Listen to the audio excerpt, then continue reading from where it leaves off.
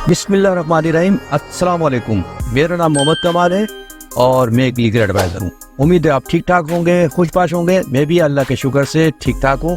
एक और नई वीडियो के साथ आपकी खिदमत में हाजिर हूँ। आज हमारी वीडियो बहुत अहम होने वाली है। अगर आप एक बांग्लादेशी हैं और अभी बांग्लादेश में क़याम पजीर हैं, चाहे आप बिजनेस करते हो चाहे मुलाजिम पेशा हो, और आप साउथ कोरिया का टूरिस्ट विजिट या बिजनेस वीज़ा अप्लाई करके साउथ कोरिया जाना चाहते हैं, तो ये वीडियो आपके लिए है। वीडियो को मुकम्मल देखिएगा ताकि तमाम प्रोसेस आपको सही समझ आ जाए, और साथ ही अपने दोस्तों में ये वीडियो शेयर कीजिएगा ताकि वो साउथ कोरिया का वीज़ा अप्लाई करके साउथ कोरिया जा सकें। वीडियो शुरू करने से पहले नए आने वाले दोस्तों को हमारे यूट्यूब चैनल पर खुशामदीद। अगर आपने अभी तक चैनल को सब्सक्राइब नहीं किया तो बराए मेहरबानी चैनल को सब्सक्राइब कर दीजिए और बेल आइकन यानी घंटी के बटन को प्रेस कर दीजिए ताकि आने वाली हर नई वीडियो आपको बर वक्त मिलती रहे, क्योंकि हम आपके लिए लाते हैं साउथ कोरिया वीज़े और इमिग्रेशन से मुतालिक अहम वीडियो। साउथ कोरिया या जनूबी कोरिया मशरिकी एशिया में वाक़ एक तरक्की याफ्ता और एक खुदमुख्तार मुल्क है जिसे एशियन टाइगर के नाम से पुकारा जाता है। दुनिया भर से गैर मुल्की अफराद यहाँ आकर क़याम पजीर होते जा रहे हैं, जिनमें दिन ब दिन इजाफा होता जा रहा है, जिनमें business visa, student visa, work permit visa, resident visa, marriage visa और रिफ्यूजी वीज़ा वगैरह शामिल हैं। और बड़ी कामयाबी के साथ बहुत से गैर मुल्कियों ने कोरियन शहरियत भी हासिल कर ली है। साउथ कोरिया एक इंटरनेशनल ग्लोबल बिजनेस कंट्री है। यहाँ बिजनेस के साथ साथ जॉब की भी बहुत ज़्यादा अपॉर्चुनिटी है, और स्मॉल इंडस्ट्रीज का जाल बिछा होने की वजह से आपको बासानी से जॉब मिल जाती है। और एक मजदूर यहाँ पे एक माह में मजदूरी करके 5 से 6 लाख रुपए बासानी से कमा लेता है, जो किसी दूसरे ममालिक में इतना आसान नहीं है। वीडियो के टॉपिक पे आते हैं। वीज़ा अप्लाई करने के लिए सबसे पहले आपको वीज़ा एप्लीकेशन फॉर्म चाहिए होगा। वो आप कोरिया एम्बेसी से भी हासिल कर सकते हैं या इंटरनेट साइट जो हाई कोरिया है वहाँ से भी आप डाउनलोड कर सकते हैं। मैं उसका लिंक डिस्क्रिप्शन में पेस्ट कर दूंगा, वहाँ से आप बासानी से वीज़ा एप्लीकेशन फॉर्म डाउनलोड कर लीजिएगा। वीज़ा अप्लाई करने के लिए जो बेसिक डॉक्यूमेंट्स होते हैं वो नंबर 1 होते हैं वीज़ा एप्लीकेशन फॉर्म। वो आपने डाउनलोड कर लिया है, वो अच्छी तरीके से उसको फिल करें और आपकी जो करंट पासपोर्ट साइज की जो पिक्चर है वो उसमें पेस्ट कर दीजिए। और आपका जो वैलिड पासपोर्ट है जो 6 महीने का कम से कम वैलिड होना चाहिए, वो पासपोर्ट ओरिजिनल वो इसके साथ लगाएं और उसकी फोटोकॉपी भी इसके साथ अटैच करें। बांग्लादेश में साउथ कोरिया एम्बेसी से आप 3 तरह के वीज़े अप्लाई कर सकते हैं। Number 1 short term visit visa C31, number 2 tourist visa C39, number 3 short term business visa C34। Korea embassy से आप इसके अलावा भी और दूसरे कई तरह के वीज़े भी अप्लाई कर सकते हैं, जिनमें work permit visa, student visa, marriage visa, medical visa और फैमिली वीज़ा वगैरह शामिल हैं, जिनकी वीडियो हमारे यूट्यूब चैनल पर मौजूद है, जो आप जाकर देख सकते हैं।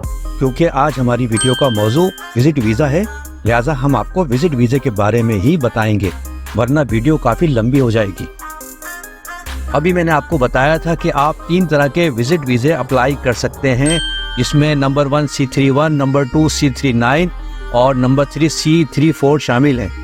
अच्छा, यहाँ एक बात और अच्छी तरीके से समझ लीजिए कि अगर आप C31 और C34 अप्लाई करना चाहते हैं तो उसके लिए पहले आपको साउथ कोरिया से इन्विटेशन लेटर और गारंटी लेटर मंगवाना होगा। उसके बगैर ये दोनों वीज़े अप्लाई नहीं कर सकते। लेकिन अगर आपका कोई साउथ कोरिया में जानने वाला नहीं है, कोई आपका रिलेटिव नहीं है जो आपको इन्विटेशन और गारंटी लेटर भेजे, तो आपको चाहिए कि आप C39 अप्लाई करें, क्योंकि C39 वीज़े के लिए आपको किसी किस्म की स्पॉन्सरशिप की ज़रूरत नहीं है। आप उसके बगैर भी C39 वीज़ा अप्लाई कर सकते हैं। सबसे पहले C39 का प्रोसेस को समझ लेते हैं, क्योंकि उसमें इन्विटेशन लेटर की ज़रूरत नहीं है। वो मैं समझता हूँ बहुत आसान है और काफ़ी लोग C39 वीज़ा अप्लाई करते हैं। और उसके लिए सबसे पहले आप कहीं ना कहीं जॉब तो करते होंगे सरकारी या गैर सरकारी इदारे में, तो आप जहाँ पे भी जिस कंपनी में काम करते हैं वहाँ से एक एम्प्लॉयमेंट लेटर हासिल करें, और जिसमें कंपनी लिखे कि भाई आपकी जो पोस्ट और सैलरी का वाज़ेह तौर पे लिखी होनी चाहिए। और उसके अलावा अगर आप टैक्स पेयर हैं तो 1 साल के टैक्स की कॉपी आप इसके साथ लगाइए। और आपका जो बैंक स्टेटमेंट है वो 6 महीने की ट्रांजैक्शन के साथ लगाइए, जिसमें कम से कम बैलेंस जो है 25 लाख से कम ना हो। और इसके अलावा एक कवर लेटर लगाइए जिसमें आप रीज़न लिखें कि साउथ कोरिया आप विजिट पे क्यों जा रहे हैं। उसके अलावा अगर आप बांग्लादेश में बिजनेस करते हैं तो बिजनेस से जो रिलेटेड पेपर हैं, आपका जो एक्सपोर्ट इंपोर्ट का लाइसेंस, आपका चैम्बर ऑफ कॉमर्स के पेपर, वैलिड जो पेपर हैं, वो सारी चीज़ें आप इसके साथ अटैच कर लीजिए। और आप अगर इंपोर्ट एक्सपोर्ट किसी दूसरे ममालिक से करते हैं तो कम से कम 2 साल का रिकॉर्ड आप इसके साथ अटैच कर लीजिए और 2 साल का टैक्स पेपर भी आप इसके साथ अटैच कर लीजिए। और बैंक स्टेटमेंट 6 महीने की ट्रांजैक्शन के साथ इसमें अटैच कर लीजिए। इसके अलावा C31 का प्रोसेस को भी समझ लेते हैं। इसमें जो रीज़न है वीज़ा अप्लाई करने का, जिसमें visit to family, meeting, conference, exhibition वगैरह शामिल हैं। क्योंकि ये C31 वीज़ा है और इसके लिए आपको वहाँ से इनविटेशन गारंटी लेटर मंगवानी है। अगर आपको इनवाइट करने वाला जो है वो कोरियन सिटीज़न है तो उसको चाहिए वहाँ से इनविटेशन लेटर और गारंटी लेटर नोटराइज करा के आपको सेंड करें, और जिसमें जो वाज़ेह लिखा होना चाहिए कि क्या रीज़न है आपको बुलवाने का। उसके अलावा अगर इन्वाइटर बांग्लादेशी नेशनल है तो वो भी इनविटेशन गारंटी लेटर उसी तरीके से भेजेगा, और साथ ही अपना जो रेजिडेंट कार्ड है जो साउथ कोरिया का उसके पास, उसकी भी फ़ोटोकॉपी उसके साथ अटैच करेगा। और जिस कंपनी में वो काम करता है उस कंपनी का एम्प्लॉयमेंट सर्टिफिकेट और इनकम टैक्स सर्टिफिकेट भी उसके साथ लगाएगा, और पर्सनल बैंक स्टेटमेंट भी लगाएगा जिसमें 6 महीने की ट्रांजैक्शन के साथ होना चाहिए, और जो उसका हाउस एग्रीमेंट है उसकी कॉपी भी लगाएगा। और अगर आपका उसके साथ रिलेशन है तो उस लिए आपका मैरिज सर्टिफिकेट या फैमिली रजिस्टर सर्टिफिकेट आपको इसके साथ लगाना होगा। इसके अलावा आप C34 यानी बिजनेस विजिट वीज़े का प्रोसेस भी समझ लेते हैं। इसके अलावा ज़रूरी है कि आप भी बांग्लादेश में बिजनेस करते हैं और आपको जो इन्वाइटर है, जो आपको स्पॉन्सर भेज रहा है साउथ कोरिया से, वो भी बिजनेसमैन होना चाहिए। C34 बिजनेस वीज़ा अप्लाई करने के लिए आपका जो इन्वाइटर है वो अगर साउथ कोरियन सिटीज़न है तो इन्विटेशन लेटर और गारंटी लेटर वो आपको नोटरी करवा के वो भेजेगा, जिसमें एक कवर लेटर इंक्लूड होना चाहिए, जिसमें वो आपके साथ बिजनेस रिलेशन भी शो करेगा और ये भी लिखेगा कि आपको वो क्यों इनवाइट कर रहा है, किस वजह से इनवाइट कर रहा है, उसका रीज़न भी उसके साथ लिखा होना चाहिए। उसके अलावा क्योंकि आप दोनों बिजनेस करते हैं लिहाजा बिजनेस रजिस्ट्रेशन सर्टिफिकेट जो है साउथ कोरिया का उसकी कॉपी भी इसके साथ अटैच होनी चाहिए। और मिसाल के तौर पे आपकी BL या LC जो वगैरह जो है इंपोर्ट एक्सपोर्ट के रिकॉर्ड जो है वो कम से कम साल या 2 साल का वो भी इसके साथ आपको अटैच करना होगा। और क्योंकि आप बिजनेस करते हैं यकीनन आप टैक्स पेयर भी होंगे, तो आपका टैक्स का जो 1 साल का रिकॉर्ड है उसकी कॉपी भी आपको इसके साथ अटैच करनी होगी। और आपका जो बैंक स्टेटमेंट है कंपनी का भी है और पर्सनल भी, वो भी आपको इसके साथ लगाने होंगे कम से कम 6 महीने की ट्रांजैक्शन के साथ। उसके अलावा अगर इन्वाइटर बांग्लादेशी नेशनल है तो वहाँ का जो उसका रेजिडेंट कार्ड है, जो एलियन कार्ड है साउथ कोरिया का, उसकी भी फ़ोटोकॉपी इसके साथ लगानी होगी। उसके अलावा एडिशनल डॉक्यूमेंट्स भी नोट फरमा लीजिए। इसमें नंबर 1 रिटर्न एयर टिकट है बांग्लादेश टू कोरिया, उसकी कॉपी इसके साथ अटैच कर लीजिए। उसके अलावा होटल रिजर्वेशन बुकिंग कंफर्मेशन की जो कॉपी होती है कोरिया की, वो इसके साथ अटैच कर लीजिए। उसके अलावा एक ट्रैवल प्लान और शेड्यूल एक लेटर की शक्ल में आप एक बना लीजिए, जिसमें आप ये बताइए कि आप कब साउथ कोरिया पहुंचेंगे और कब आपने कहाँ कहाँ जाना है, किस किस से मिलना है, उसकी डिटेल भी आपको लिखनी होगी। वीज़ा फीस नोट फरमा लीजिए। सबसे पहले सिंगल एंट्री जो 30 डेज़ की होती है जिसकी फ़ीस है 3,500 बांग्लादेश टका और 90 डेज़ के लिए 4,680 टका लगेगा। और मल्टीपल वीज़ा जो 30 डेज़ का होता है वो उसकी फ़ीस है 7,020 टका, और क्रॉसिंग जो वीज़ा फ़ीस है वो है 2,000 बांग्लादेश टका। साउथ कोरिया एम्बेसी का जो वर्किंग टाइम है वो है Sunday to Thursday 9 to 16 PM है। लिहाजा अपनी एप्लीकेशन फॉर्म कंप्लीट करें, और जब आपकी एप्लीकेशन फॉर्म कंप्लीट हो जाए तो सुबह 9 बजे से लेकर 12 बजे के दरमियान आप अपनी एप्लीकेशन फॉर्म जमा करवा सकते हैं।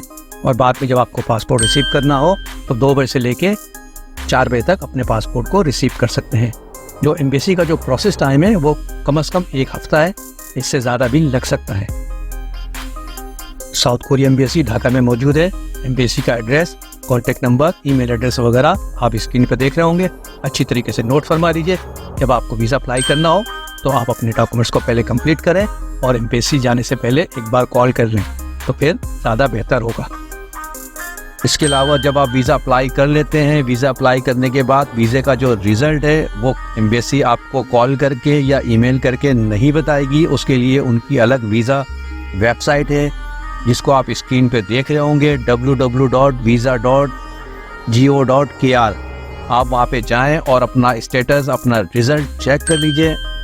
अगर आपको वीज़ा मिल गया है तो वहाँ पे ई वीज़ा शो हो रहा होगा, उसको आप डाउनलोड भी कर सकते हैं। और अगर आपका वीज़ा डिनाई हो गया है, रिजेक्ट हो गया है, तो फिर आप नीचे रीज़न को आप देख लीजिए कि किस वजह से हुआ, वहाँ पे शो हो रहा होगा। वो रीज़न आप दोबारा क्लियर करें और आप 3 से 6 महीने के बाद दोबारा आप वीज़ा अप्लाई कर सकते हैं। इसके अलावा यहाँ आपसे एक बात और शेयर करता चलूँ, अक्सर पाकिस्तान से हमें कॉल आती हैं और वो शिकायत कर रहे होते हैं कि यार हमारे पास इमिग्रेशन गारंटी लेटर भी आया हुआ था और डॉक्यूमेंट तकरीबन कंप्लीट हैं, साउथ कोरिया एम्बेसी क्यों वीज़ा रिजेक्ट कर रही है और बहुत कम लोगों को वीज़ा दिया जा रहा है, इसकी क्या वजह है। तो मेरे भाई, इसकी सबसे बड़ी वजह ये है कि साउथ कोरिया में इलीगल फॉरेनर की तादाद बहुत ज़्यादा बढ़ गई है, जिसकी वजह से कोरिया इमिग्रेशन ने पिछले साल से क्रैकडाउन किया हुआ है जो अभी भी जारी है और काफ़ी तादाद में गैर मुल्कियों को, इलीगल गैर मुल्कियों को पकड़ के डिपोर्ट कर रहे हैं, जिनमें पाकिस्तान, इंडिया, बांग्लादेश और दूसरे ममालिक शामिल हैं। इसकी वजह से ये वीज़ा आसानी से नहीं दे रहे और ज़्यादातर वीज़ा रिजेक्ट हो रहे हैं। लिहाजा डॉक्यूमेंट को अच्छी तरह चेक करें, कंप्लीट करें और प्रोसेस के लिए कोई अगर परेशानी हो तो आप हमारी सर्विस से फ़ायदा उठा सकते हैं। वीडियो पसंद आए तो लाइक और शेयर करना ना भूलिएगा।